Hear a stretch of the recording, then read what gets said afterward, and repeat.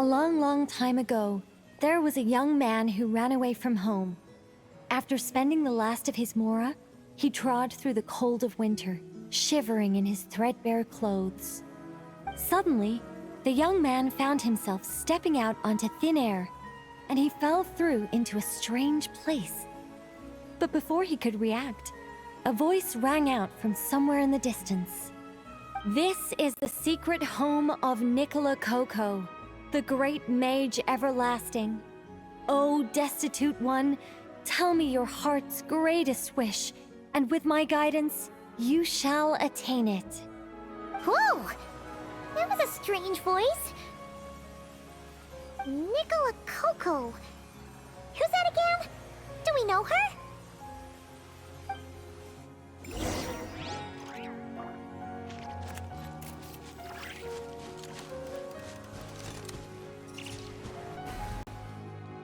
The young man was in awe of the mage's magnificence and beauty. After a lengthy silence, he solemnly declared, "O great mage from afar, how beauteous and wise you are! The moment I beheld you, my heart began to flutter. All my heart desires now is to make your wishes mine." The subtlest of smiles appeared on the mage's face as she replied, "Very well, then I shall task you with performing certain deeds on my behalf, such as those that are within your ability. Your guide is here, and your reward awaits you in the days to come." Guide? Does that mean this glowing orb?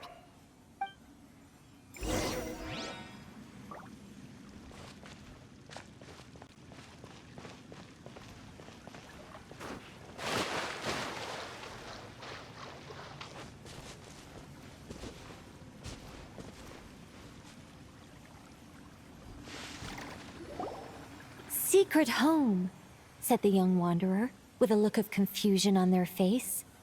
"Where is this secret home of which you speak?" The mage's voice grew somewhat flustered upon hearing this question. Wait, does it make sense for this to be a bashful character?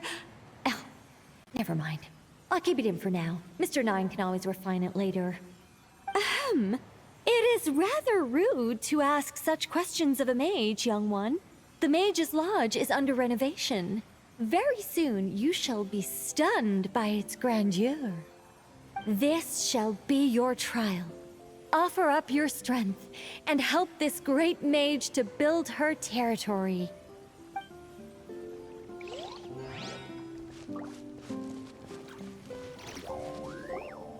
As the young man continued forth, he noticed many exquisite statues dotting the mage's territory. "What are these?" he asked, puzzled. "These are all those who opposed me. They underestimated the power of a mage, and thus were turned to stone." I quite like that. A spur-of-the-moment addition, but dare I say it was a good one. A mage ought to be a powerful and dangerous figure. Danger lends a certain mystique, and without mystique, the world would be a very dim place. But turning people to stone at the drop of a hat? Is that too over the top? And no one wants to be around someone that capricious. Okay, I think I'll dial it back and turn it into more of a vague warning. Upon hearing this, the youngster broke into a cold sweat. But then, the mage's laughter broke the silence. Did you fall for it? I was merely joking. These statues are just my way of capturing a certain moment in time. Anyway, statues. That's what I need your help with. The Mage's Lodge is feeling a little empty, and I should like to fill the space with some more adorable companions.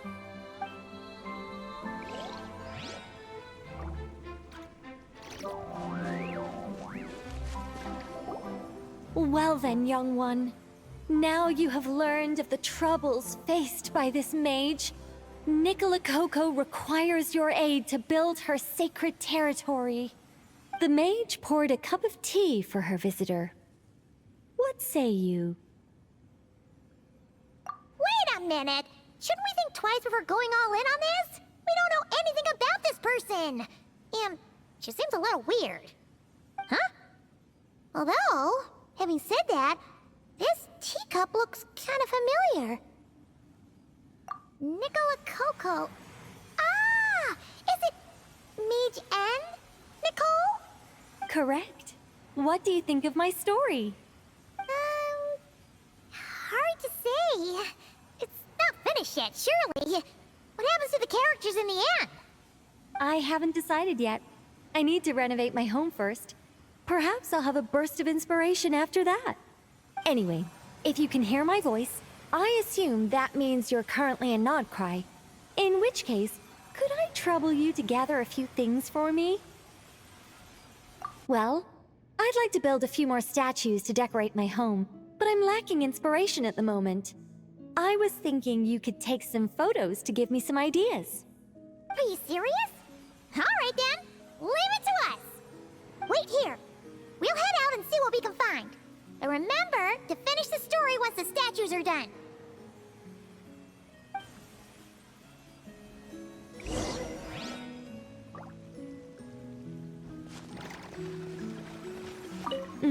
The mage's story is starting to take shape. I think I'll delegate this next section to Mr. 9. A great mage is defined above all by her beauty and powerful presence. Perhaps an exaggerated laugh might help her stand out more. It looks like someone has been bewitched by the power of the great mage everlasting. Is that laugh too annoying? No, it'll be fine. It's all in writing anyway. No one will hear it out loud.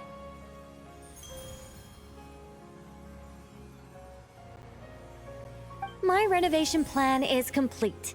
But where to start? Everyone knows you can't just conjure a house out of thin air. Or could I?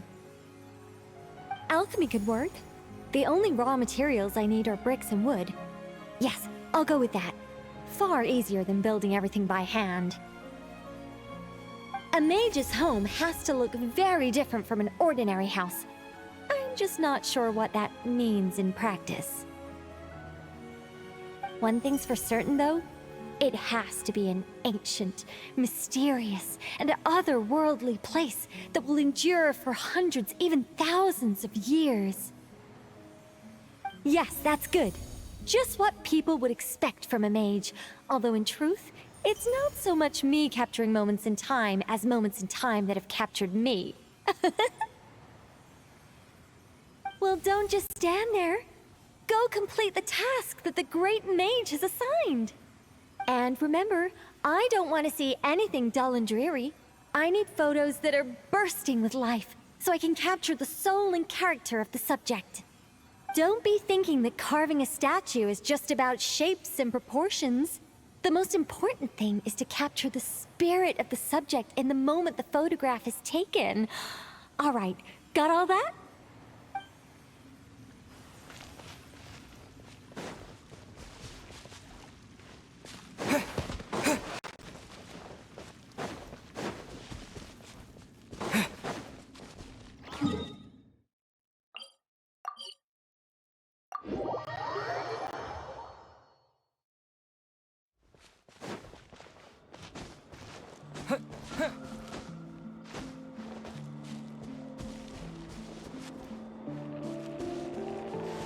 Hey, look over there!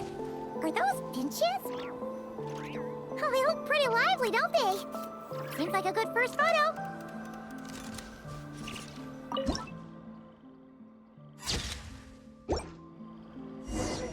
Let's see. Where should we go for the next photo? Oh, we saw a squirrel statue earlier, didn't we? Do you think Nicole likes squirrels? Let's snap a few photos to take back. A reward on the road.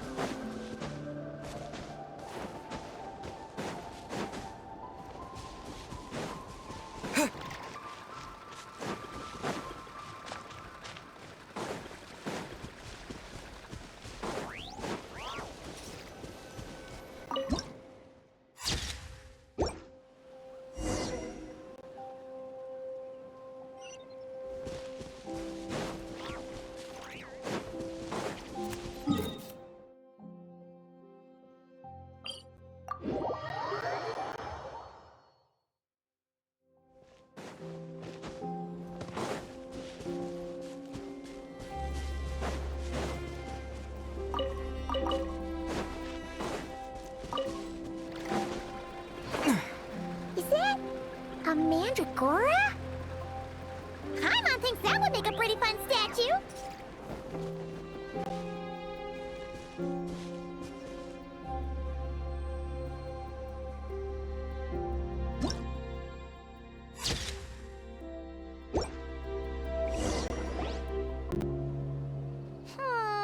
Some of these shots are pretty good, but we didn't get any from the front.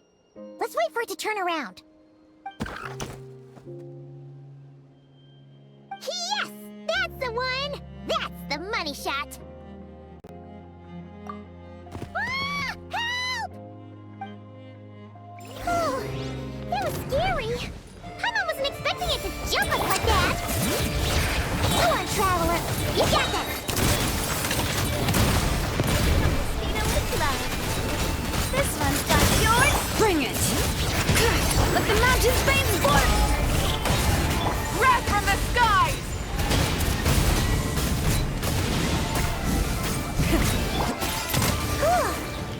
That should do it. Paimon's kept all the pictures safe. Let's go back to see Nicole.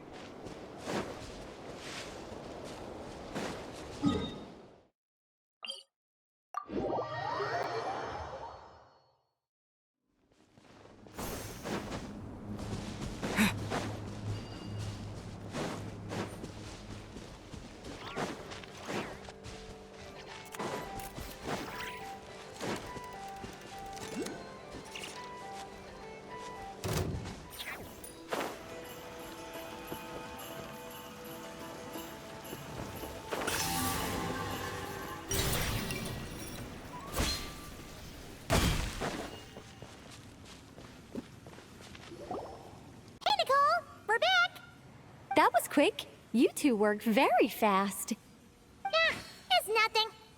But, how do we get the photos to you? You can hold on to them for now. I'll be there in a couple of days. We can talk more about the statues then. Sure thing. See you in a couple days.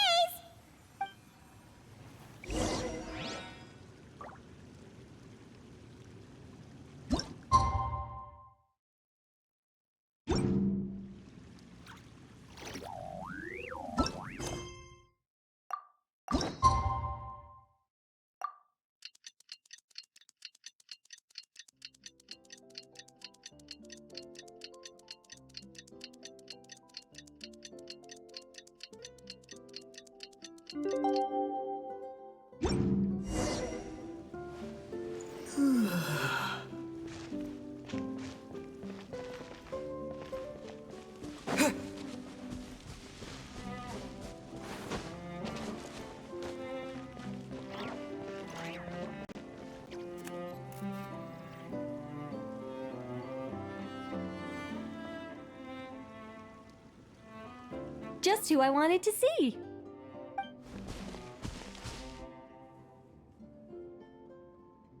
I'm delighted with the photos you took. Excellent source material. Now, I have all the carving tools ready to go. Would you like to try it together? Carving tools? You mean these blocks? That's right. The statues are inside the stones. All we need to do is remove any excess material. To make things a little easier for you, I've provided a guide on how the carving process works. Allow me to demonstrate. First, we make some big, bold cuts to carve out the general shape.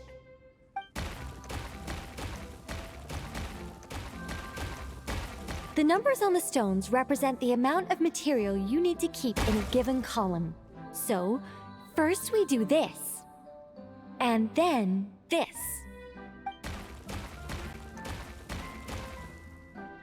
Oh, it's starting to take shape. Got it? If you carve the blocks this way, you should be able to see the basic form. Then, you just need to add some finishing touches, and voila! Wait, what? It's only changed in the blink of an eye! How'd you do that? A great mage doesn't reveal her secrets that easily. Just behold, and be amazed. You got the basic carving process down, yes? Focus on that, and leave the finishing touches to me. Much obliged. Alright, let's give this a shot. What the? This is way more difficult than the one you walked us through. Oh, Sorry, wrong one. That's the one I was going to work on. Yours is over here. Whew. Well, that's a relief.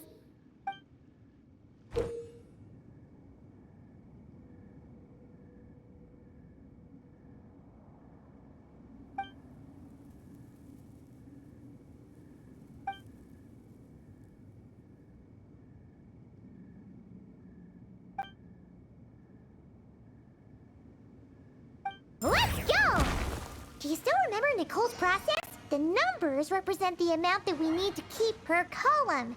So, if the number is 0, that means we gotta remove the whole thing. And if it says 3, that means we just mark the whole thing as keep, right?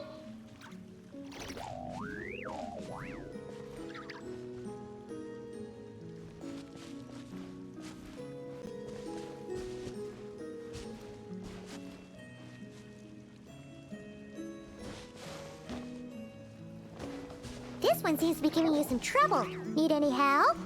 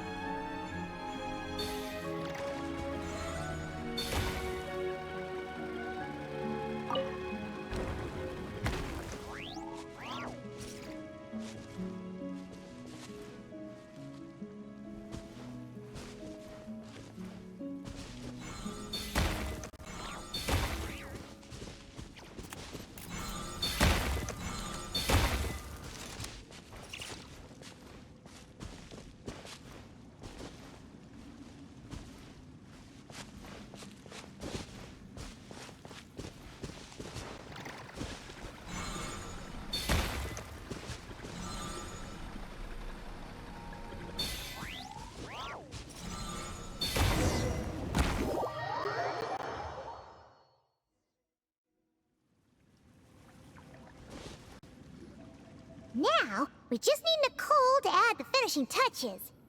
You got rid of all the extraneous stone, yes? Let me take a look.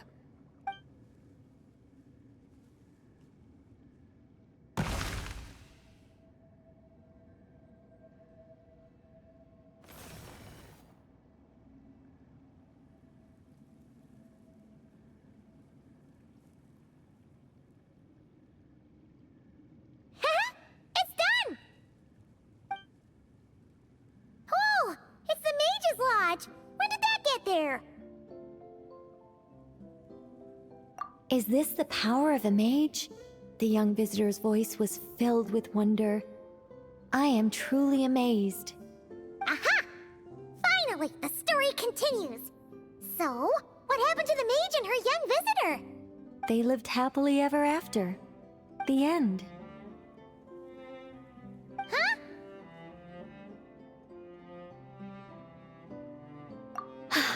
Tough customers, huh?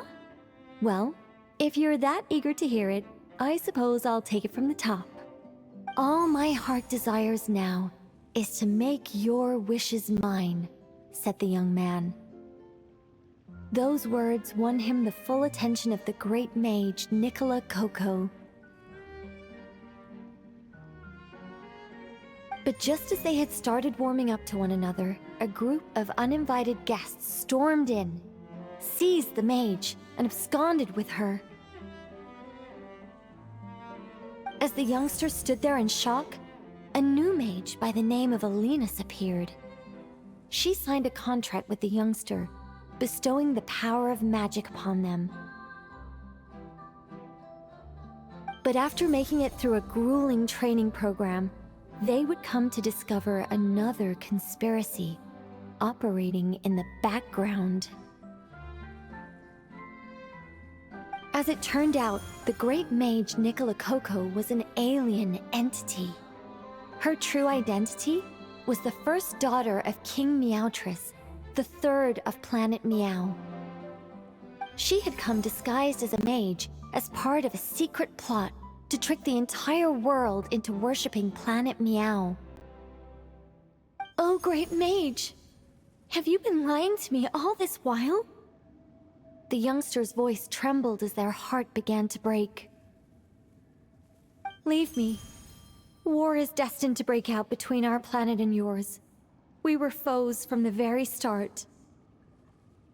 The mage turned her face away, refusing to let anyone see the tears welling up in her eyes. But the youngster bravely reached out and grabbed her by the arm, swearing to never leave her. Moved by this display of passion, the mage decided to rebel. But in that moment, Alinus, who had once aided the youngster, now took the side of the king. Alinus had been Meowtress III's second daughter all along. She had only helped the youngster in the hopes that her sister might be incited to treason, thus giving her the chance to usurp Nicola's place in the line of succession.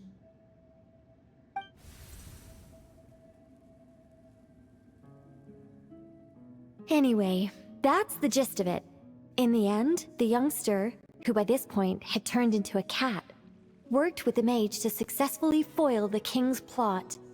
Then, they returned to the mage's lodge together and lived happily ever after in peace and quiet. The end. That was amazing! This story has everything! True love, rebellion against injustice. That can't be helped. All creations escape the controlling grasp of their creator eventually. We angels are a case in point. Once, we were tasked with guiding human beings, but because some of us chose a different path, our entire race was punished. If even the heavenly principles can't fully control their own creations, what chance do I stand? Fate is always ineffable, and yet, I still hope I can guide those I meet towards a happy ending to their tale. That applies to characters in my stories as well. Anyway, the story's over now, and I'm running a little low on energy. Next time I've got a good story to tell, I'll share it with you, all right?